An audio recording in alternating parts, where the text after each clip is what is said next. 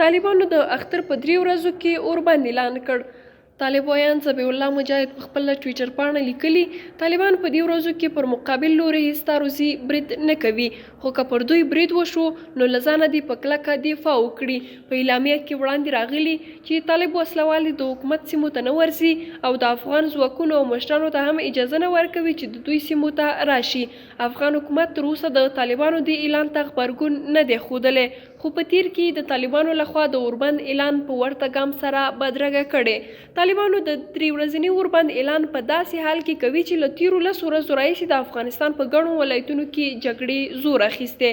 د یادونې ده چې د کابل د 14 او زیړوند دشتي برچي سیمه کې د سید الشهدا په نامه ښوونځي ته څیرمه پرونۍ چاودنه کې 80 تنه وژل شوي او تر 150 ډیر ټپیان دي. د دغو کورنیو قربانیانو د طالبانو څخه د اوربند غوښتنه کوله. هیله دې نه وي چې تیره ورځ د طالبانو مشر ملا هیبت الله اخندزاده د اختر په مناسبت په خپاره شوي پیغام کې ویلي چې دوی ټول افغان ملت ته ډاډ ورکوي چې د بهرنیو ځواکونو تر وتلو وروسته به په یو داسې افغان شموله نظام رامنځته کوي چې ټول قومونه به پکې د خپل استعداد پر بنسټ خپل ځانونه ویني او د هیچا پر حق به تیری نه کیږي. په پیغام کې وړاندې راغلي چې دوی په مقابل لوري کې ولاړو افغانانو باندې هم غږ کوي چې نور د جنگ د دوام لپاره هیڅ ډول هڅه ونه کړي. دا هیواد د افغانانو ګډ کور دی او ټول باید د اسلام په احکامو سره راټول شي، ځکه چې له عقدې او دښمنۍ څخه هیڅ نه جوړیږي، خو برعکس له زغم او حقیقت منلو څخه ملتونه عزت او ویاړ ته رسیږي. پیغام کې له افغانستان څخه د بهرنیو ځواکونو وتل یو ښه ګام بلل شوی دی،